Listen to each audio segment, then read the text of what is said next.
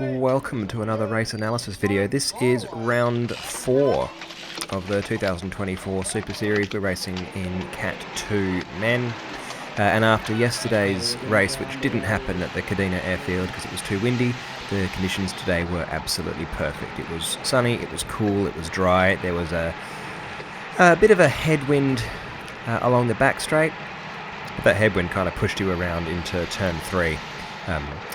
The surface was beautiful this year. It looks like the council had been around and meticulously swept it. And so on corner 3, which is the next corner here, usually there's quite a bit of gravel and rough stuff, but this year it was absolutely perfect. So we came into this race with a couple of goals. We had 2 guys on the team who were going to go for the sprints, and I was going to try to lead them out. There were 2 preems, one at about 13, one at about 26 minutes. And then the other goal was that we were going to try to get 2 or 3 of us together at the end of the race and see who we could lead out. Now in this race we had 3 guys who could go for the preems, we had 3 guys who could go for the win.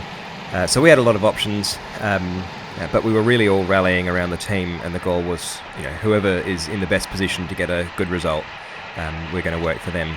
Now we don't really have anyone up in GC. At this point I think I'm sitting about 13th on the overall. I've got 2 points in the sprints classification, so I'm sitting in second on that classification. Just ahead of me and to the right in the pink socks is Alistair, and at this stage he's our protected rider for the preems. First off, you can see I'm sitting right at the back. I was really pretty nervous going into this race. I wasn't feeling good. I wasn't feeling confident. I'd really been spooked by how windy it was yesterday at the Cadena gravel race. And so I was quite happy to sit at the back and just give myself a little bit of time to settle into the bunch and start feeling comfortable again. I figured that this early in the race it was unlikely for any break to go away, and so I was just happy to sort of get within my own skin. So we're about 10 minutes into this race. I'm feeling much more comfortable. I've got a couple of teammates around me, and Alistair's just on the right. I'm keeping an eye on the time, and as I see that there's 10 minutes into the race, Alistair, that's 10 minutes. I give a shout out to Alistair, who's our intended preem sprint rider at this one, and we start trying to move up. And right on the money, 2 laps later, at 13, nearly 14 minutes, they ring the bell for a preem lap. At this point I've moved my way about halfway up the pack, but unfortunately Alistair, who was on my wheel, got dropped off and was still sort of floating around the back of the pack. Something I've still got to learn is how to be a good lead out, because I tend to squeeze through gaps that the person behind me can't follow. Anyway, coming up the back straight here, I'm on the windward side. There's a slight... The headwind's a fairly strong headwind, but it's a cross headwind from the left. But on the windward side you can move up pretty quickly, and as I get up close to Lampy, who's now just at the front of this little split, there's a guy up off the front and he starts going to close it down. Now with Lampy doing the work on the front, I'm getting an armchair ride sitting on number 68's wheel from Norwood Blue. There's another Norwood rider up the road, and I'm actually in a pretty good position to pick up some points here. I know that the guy up the road isn't the leader in this sprints classification, so I'm not too worried about pipping him. But when number 68 here starts trying to chase Lampy, I'm just perfectly sitting in the tailwind section, and then as he catches up to Lampy, I let it rip. Put in a pretty decent sprint, nothing too major, and then I shut it down. I think I had vague ambitions that I might be able to catch up with Corey, or that might have been Simon off the front. But anyway, 2 points in the bag, and I was going fast enough that I could just roll around a bit longer and recover. Bit of a 10 minutes later, again I'm keeping an eye on the time, and they're ringing the bell for the second preem sprint.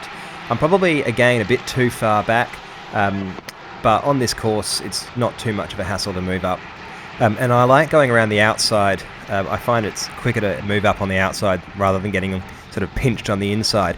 Anyway, I get this ride from number 68 up here, and he launches it, and I just happen to be in his slipstream when he goes, which suits me perfectly, and we get a massive gap. He full commits to this. Now, at this point, I didn't realise that this is a different Norwood Blue rider than the one who'd won the first preem sprint. So I thought this was the same guy. Turns out this is Corey Bounds, the other guy's Simon, who won the first one. But he's sending it. We're hitting that corner at nearly 50k an hour, which he absolutely can do. it's a bit harder to do it in a pack. And this spoon drain at the bottom, you can do it at any speed. He flicks the elbow, and at this point I think he's committed to a breakaway rather than going for the preem. And so I figure so long as I get the preem, I'm happy to work with him for a bit and see what happens. He doesn't seem to be coming around, and then all of a sudden he does. And I did not expect him to come past me, and so I had to do a bit of a last-minute sprint at the end to try to keep my wheel in front. In the end, I threw for the line and he didn't, and that was all that was in it. And I managed to get first in that little preem. He goes on with it. I tell him that, nah, I'm not after that sprint. And I sit up and wait for the pack to catch us up. A couple of laps later, we're in the last 10 minutes of the race. And number 45 here, Jack Sutton, he launches a flyer. This is, there's 10 minutes left in the race. It's too early for me. But when he goes, I'm sort of in his wheel enough that I get pulled a bit to the front.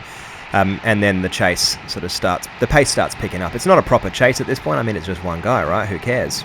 But more importantly for me, the series leader is sitting second wheel in the chase with a teammate in front of him.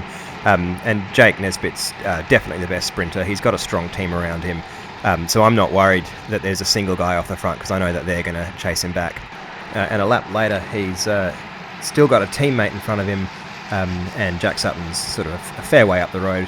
But as I said, the sprint leader, the overall leader, is in this bunch. So we're not too worried. But down this main straight, I don't even see him getting off the front. He obviously attacks somewhere along this straight, and by the time we go around the next corner, he's got a 15-20 metre gap on us. Poor old Lachlan Turnock drops the chain with, in the last 5 laps, so he's not allowed a lap out at this point. And just going around the corner, you can see that Jake Nesbitt is already halfway up the hill, going around the next corner.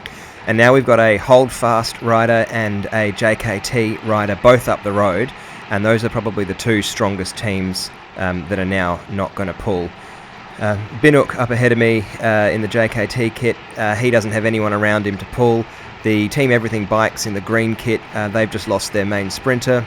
And as far as those two, Jake teleported up the road to Jack, and they were gone for all money. Now our resident powerhouse, Aidan Lampy, he goes to the front and tries to pull it back. Lampy was one of our options for this race, was for Lampy to take a 3 laps to go flyer. He's won races like that before. So when he gets on the front and starts working, I sort of have this idea that maybe if he's feeling strong, he can pull a turn, I'll pull a turn and then launch him off the front. And we can try that strategy. I come around him and ask him if he wants a pull. Do you think you can get across by yourself? Yeah. He doesn't think he's got the legs to cross that by himself, so I get off the front and let other people do some work. As we come across the line and get 3 to go, Lampy's still on the front, and then number 88, Cameron Bell, gets on the front. And he looks like he's working real hard, but he's got his rider up the road, so he's only running a false tempo here, disrupting. So we've got Aidan trying to do a turn. We've got a Norwood guy just sort of floating around the front. We've got JKT or a Holdfast just disrupting up the front, and unfortunately there's no real teams going to chase behind, and that's it. So we've gone past the 2 to go, and I'm now starting to think about my own position. Lampy's up there doing his job on the front, and so because it's nice and strung out, I'm quite comfortable just sitting around 4th, 5th wheel here. Again, I'm on the windward side, but it's not such a strong cross breeze that I'm really in the face of it. And I can see a couple of strong sprinters around me, so I know things are going to stay pretty fast. Lampy finishes his turn, and just as he's slowing up, some attacks go on the right. And once again, I'm in a good enough position to respond to them pretty quickly. Coming around this corner, I'm on the outside, which is always better. I drop a chain here for a second, so I let maybe 1 or 2 too many wheels through while I'm getting that back on. But I come into the straight on the last lap, and I'm pretty happy with my position. Coming out of that corner, I took a really good line, turning late through the spoon drain, and so I was doing a bit less work than these guys to get back up to speed. But now with 1 lap to go, I'm pretty happy. It's fast. I like a sprint that starts from a fast start. There's some strong guys ahead of me. I know it's going to keep going like this. And so now my main issue is not losing any wheels. Binook comes up on my left here. I probably should have gotten on his wheel when he started. But then Alistair shows up for the first time all race, and one of our options was for me to lead him out, especially if I'd got the preems. However, he comes by, he tells me that he's going to lead me out, and so I'm not going to look a gift horse in the mouth, and I get straight onto him. I'm actually sitting in the draft there because of the crosswind, and then when we go around this corner, I'm getting a perfect lead out. We are probably 3 wheels too far back, but then again, we only just got this train together in the last half a lap. Coming out of the corner, I tell Alistair to light it up. He absolutely does, and when he does go, he really, he launches it. He gets out the way. I yell at him to move right, so I've got some clear space, and I lay it down and manage to take a couple more wheels.